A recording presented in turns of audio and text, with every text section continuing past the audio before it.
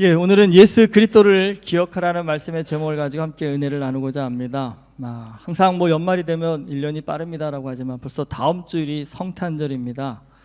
예수님을 믿는 모든 그리스도인들에게 성탄절은 여러분 축제의 날입니다. 그런데 항상 그런 좀 질문이 있습니다. 언제부터 교회는 성탄절을 기념했습니까? 사실 여러분 딱히 알 수는 없습니다. 예수님이 십자가에 못 박혀 죽으셨다가 3일 만에 부활하시고 다시 하늘로 승천하셨다고 합니다. 근데 이것을 제자들이 눈으로 목격을 합니다. 정말 엄청난 기적의 체험이지만 한편으로는요, 이제까지 함께 하셨던 예수님이 떠나셨다라는 그 사실 때문에 제자들이 당황스러워집니다.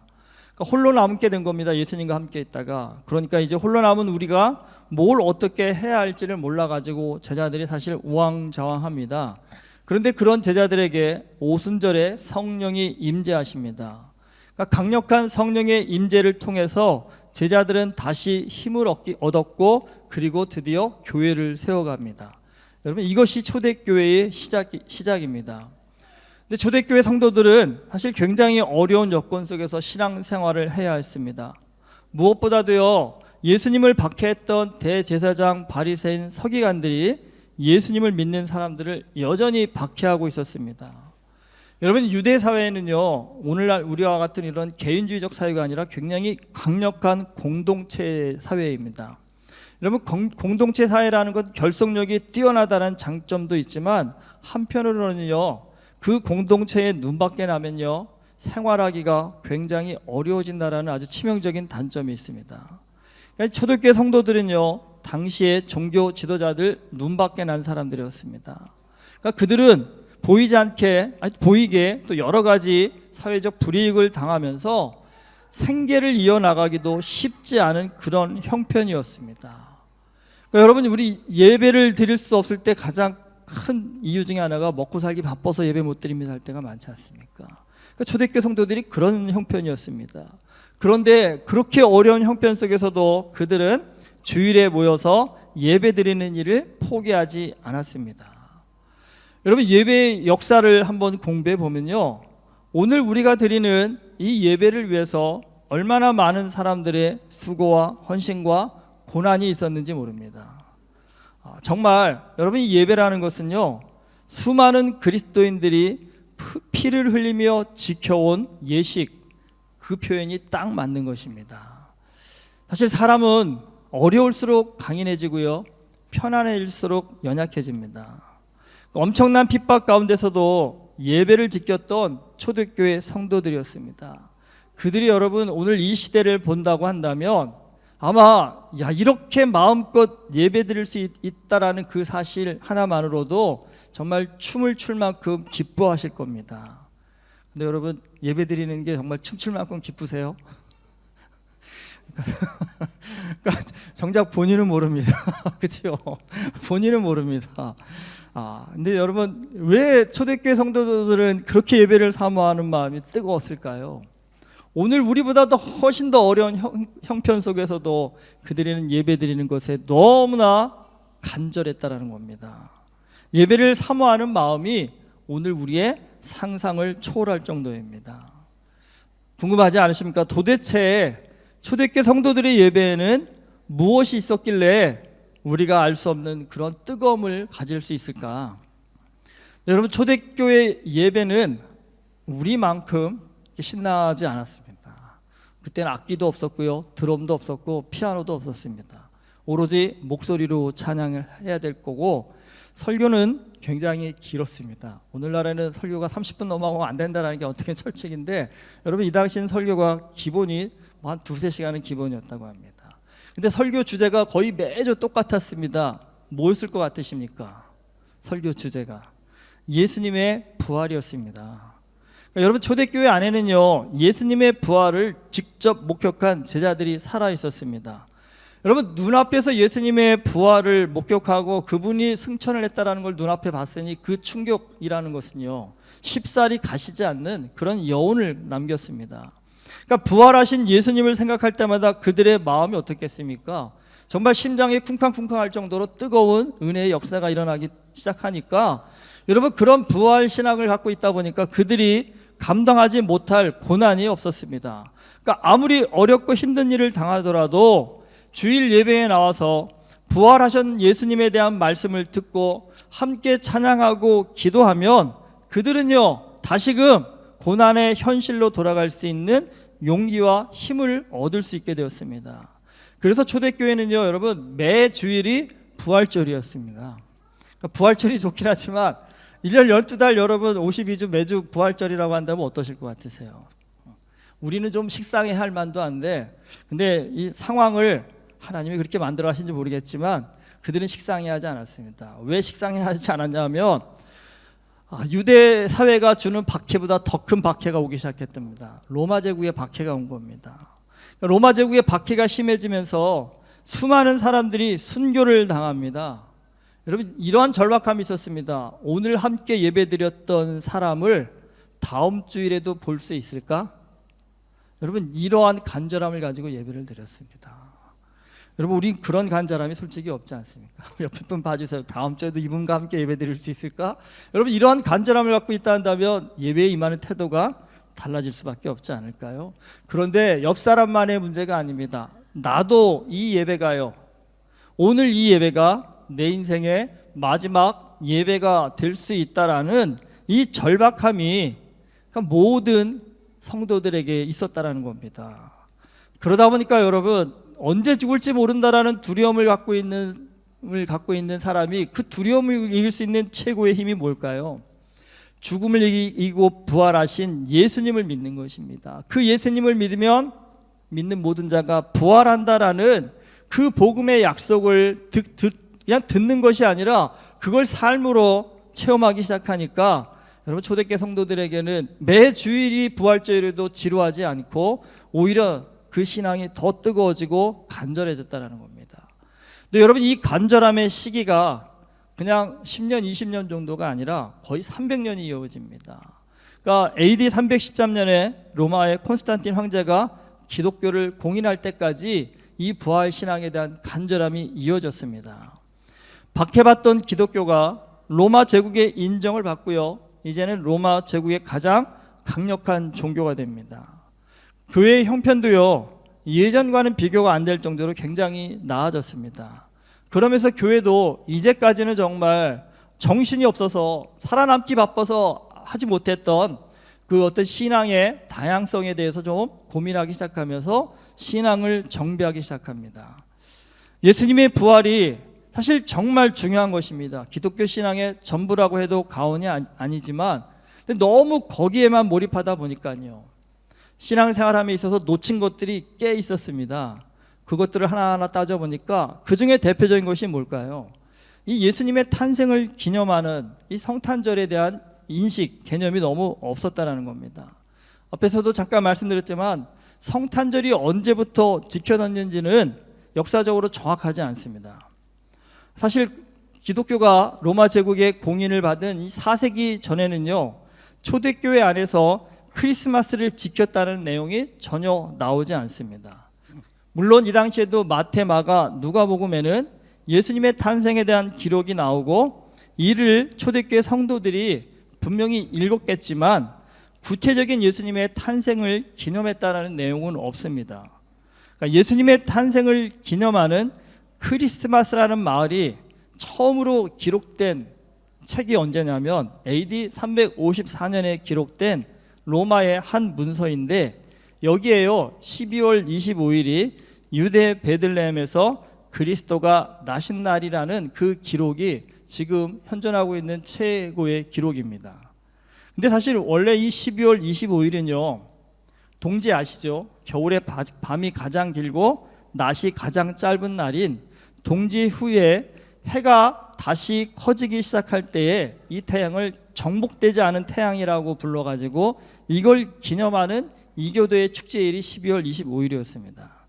그러니까 고대 유럽에서는요 태양신을 숭배하는 이교도가 많았습니다. 그들은 어떤 생각을 갖고 있었냐면 겨울에는요 태양이 작아지고요 여름에는요 태양이 커져서 태양이 작아지면 추워지고요 태양이 커지면요 더워진다고 생각했습니다. 그러니까 지구가 태양과의 거리에 따라서 여름과 겨울이 온다라는 사실을 그때는 몰랐다라는 겁니다. 예수님의 생신이 정말 12월 25일 맞습니까? 사실 정확히 모릅니다.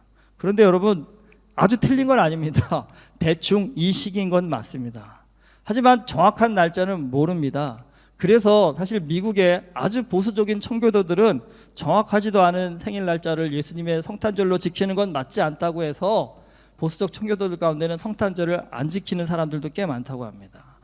그리고 이 그리스나 러시아의 정교회는요, 그들의 셈법으로 봐서는 예수님의 생일은 1월 6일이 맞다고 해가지고요, 정교회에서는 크리스마스를 1월 6일로 지키고 있습니다.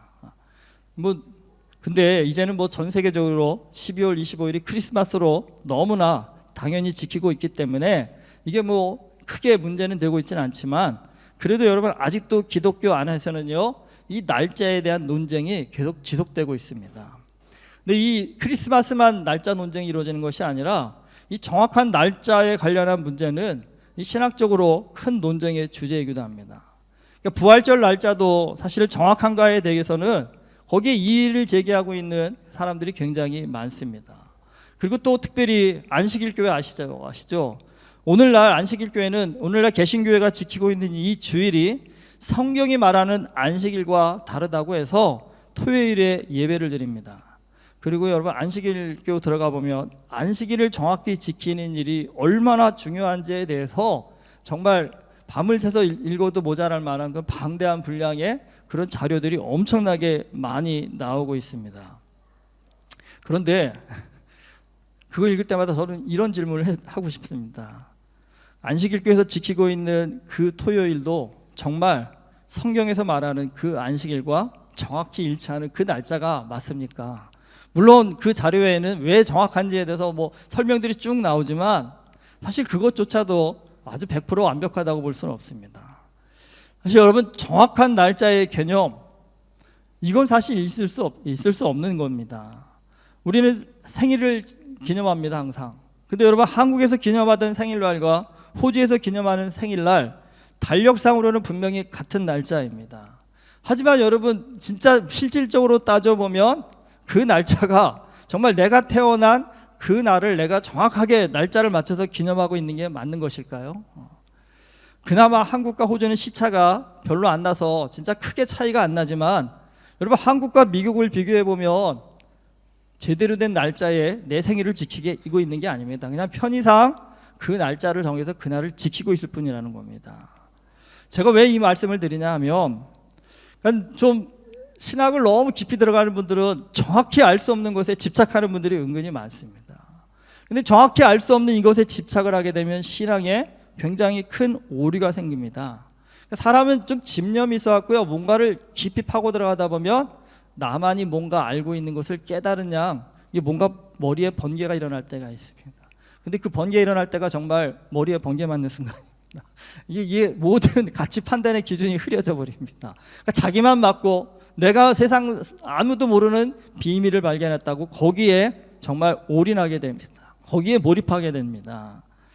여러분, 근데 한번 성경을 놓고 전체적으로 놓고 봤을 때 하나님께서 원하시는 게 정확한 날짜를 맞추는 것일까요? 아니면 그 날의 뜻을 기억하는 것일까요? 부활절의 정확한 날짜를 하나님은 우리에게 기억하기를 원하시는 것보다는 부활절에 우리가 기억하고 기념해야 할 것은 예수님의 삶이라는 겁니다. 성탄절도 여러분 마찬가지입니다. 정확한 날짜가 언제냐를 따지는 것보다는 예수님의 탄생이 갖는 의미를 기억하고 기념하는 것, 여러분, 그게 성탄절의 더 중요한 일 아니겠습니까? 그래서 그런지 몰라도 기독교는 날짜에 그렇게 연연하지 않았습니다. 사실 그런 비난 많이 갔습니다. 부활절도 그렇고요, 성탄절도 그렇고요, 이교도들의 축제일이었습니다. 그러니까 성탄절은 이교도들의 태양신 축제일이었습니다. 말씀드린 것처럼 태양이 작아졌다가 커지기 시작하는 날, 정복되지 않은 새로운 태양이 떴다라는 겁니다. 그날의 태양을 숭배하는 것이 바로 이 성탄절이었던 이교도들의 태양 축제일이었습니다. 근데 그럼 왜 하필 좀 다른 날 잡아서 성탄절을 정하지 그 이교도들의 축제일에 성탄절을 정한 것일까? 여러분, 태양이 커지고 작아짐에 따라서 여름과 겨울이 된다라는 지식 수준을 갖고 있습니다. 오늘날 이런 지식 수준을 갖고 있는 분을 찾아가셔서 여러분이 대화와 타협으로 설득하고 설명하실 수 있는 분 있으세요? 여러분, 이게 생각보다 쉽지 않습니다. 어렵습니다. 제가 어릴 적 동네 할아버지들 가운데, 지금은 한국 사회도 이 제사에 대한 문제가 많이 그래도 흐려졌지만, 제가 어릴 적만 해도 이 제사가 정말 무슨 생명인 양 이거 열심히 지키는 분들이 한 분, 두 분 아니었습니다. 동네 할아버지들 가운데는 제사상에 뭐 사과의 위치가 조금만 바뀌어도 세상 무너질 것처럼 난리치신 분들도 많았고, 제사 날짜를 제대로 못 지키는 거는 정말 천인공로할 정말 큰일 날 끔찍할 일이었습니다. 그리고 그 당시에 또 꼭 밤 12시에 제사 드렸습니다. 저도 어릴 때 기억나는데 어린애가 얼마나 졸렸으니까 12시까지 못 자게 하십니다. 자면은 굉장히 혼납니다.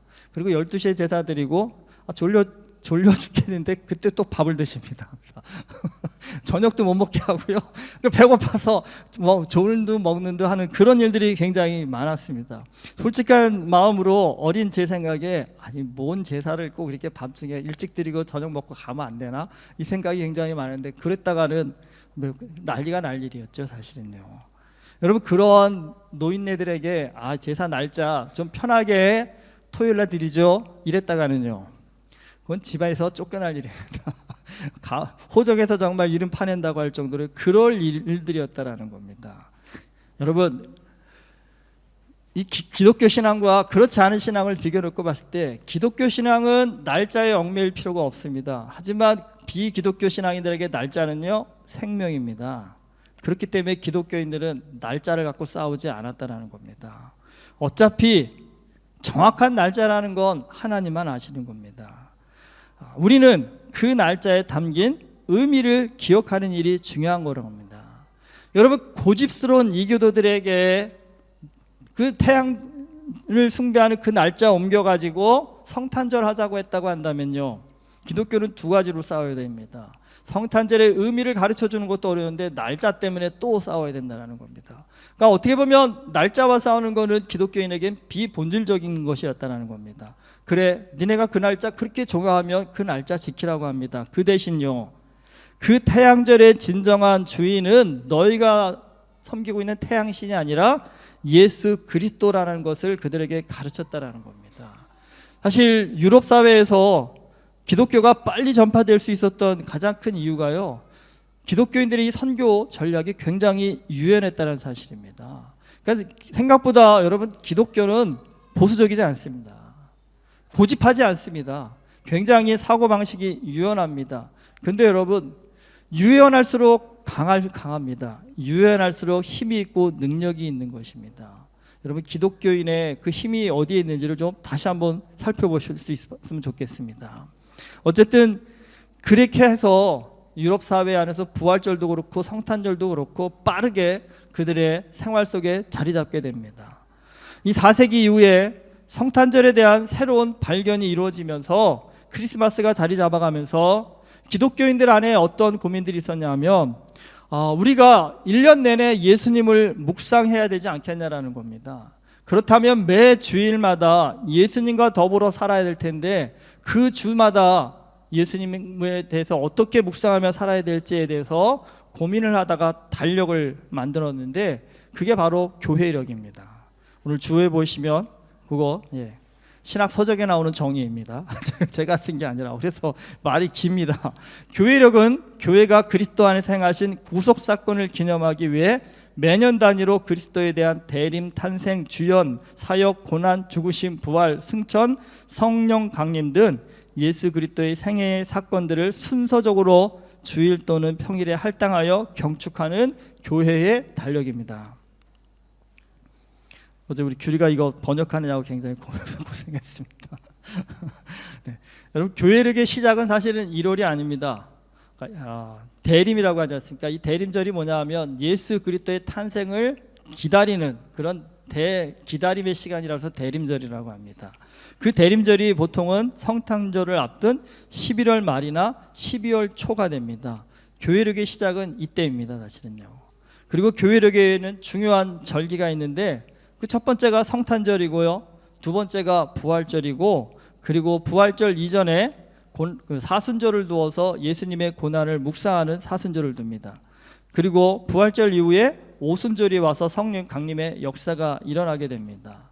그래서 여러분 4세기 이후에 교회는 이 교회력을 발전시켜서 모든 성도들이 매 주마다 예수 그리스도의 삶을 묵상할 수 있는 그 주제를 줍니다. 그런데 문제는 중세에 와서 이 교회력에 예수 그리스도의 생애 외에 굉장히 많은 성인들을 기념하는 내용이 추가가 되기 시작합니다. 사실 중세는 기독교 신앙이라고 했지만 거의 미신적인 신앙이었습니다. 그러다 보니까 그들은 어떤 주간에 어떤 성인을 기념하는 날이라고 한다면 그날은 그 성인의 이름을 100번 외운다든지 암송한다든지 하면 자신들에게 복이 올 거라는 식으로 이 교회력을 그렇게 지켰다라는 겁니다. 그러다 보니까 이 종교 개혁자들이 보기에는 이 교회력도 건강한 신앙을 회복하기 위해서 좀 개혁해야 될 대상으로 보았습니다. 그래서 사실 개신교에서는 이 교회력에 크게 주목을 하지 못했고 교회력을 거의 폐지하다시피 했습니다.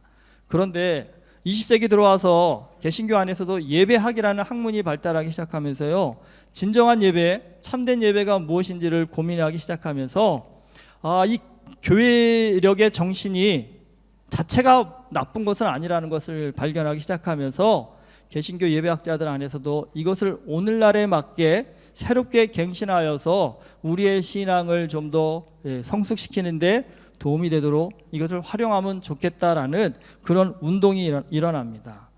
사실 우리도 그렇게 크게 이것을 다루고 있지는 않지만, 근데 여러분 어쨌든 교회력을 생각하실 때 우리가 좀 기억하셔야 될 게, 신앙생활을 할 때 우리는 좀 많은 일을 하려고 할 때가 많은데 사실 많은 일을 하는 것보다 더 중요한 것이 하나라도 제대로 하는 것이 중요하다는 겁니다.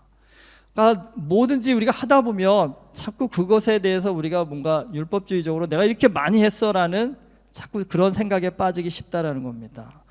이 교회력도 지키다 보면 무슨 부작용이 생기냐면 내가 부활절, 오순절, 성탄절, 사순절 하나도 빼먹지 않고 다 기념했습니다라는 이러한 자기 자랑이 앞서기가 쉽다라는 것입니다. 근데 여러분 이것은 크게 의미가 없습니다. 중요한 것은 내가 얼마만큼 모든 절기를 빼먹지 않고 잘 지켰느냐가 아니라 그 절기가 가진 의미를 내가 깊이 묵상하여서 되새겨서 그 의미를 내 삶에 적용하는 삶을 살고 있느냐 그렇지 않느냐, 그것이 더 중요하다는 것입니다. 해마다 돌아오는 성탄절입니다. 여러분 성탄절에 가장 중요한 것은 예수님을 기억하는 것, 그것보다 더 중요한 것은 없습니다. 이 교회의 절기라는 것은 우리가 생활하다 보면 너무나 잊어버리고 사는 것들이 많기 때문에, 특별히 예수 그리스도를 잊어버리고 살기가 너무 많기 때문에, 그래서 이 교회의 절기는 예수님을 기억하기 위한 도구였습니다. 초대교회 성도들은 예수님을 기억하기 위해서요, 힘든 여건 속에서도 최선을 다해서 절기를 지켰습니다. 그 절기를 지킨 것은 형식이 아니라 내용이었습니다. 그들은 그 절기에 담겨져 있는 하나님의 뜻, 예수 그리스도의 삶을 깊이 묵상하면서 그것을 내 삶 가운데 어떻게 실천할지를 날마다 고민하고 기도하고 간구했습니다. 그렇기 때문에 여러분 그 어려운 핍박 속에서도 그들은 신앙을 저버리지 않고 강하고 담대한 그리스도인으로 살아갈 수 있었습니다. 오늘 우리는 너무나 좋은 여건 속에서 신앙생활을 합니다. 그 신앙 여건, 좋은 편안한 여건 속에서도 우리가 잊지 말아야 될 신앙의 본질이 어디에 있는지, 핵심이 어디에 있는지를 좀 되새길 수 있는 그런 시간들이 있었으면 좋겠습니다. 그 시간 중에 하나가 바로 성탄절입니다.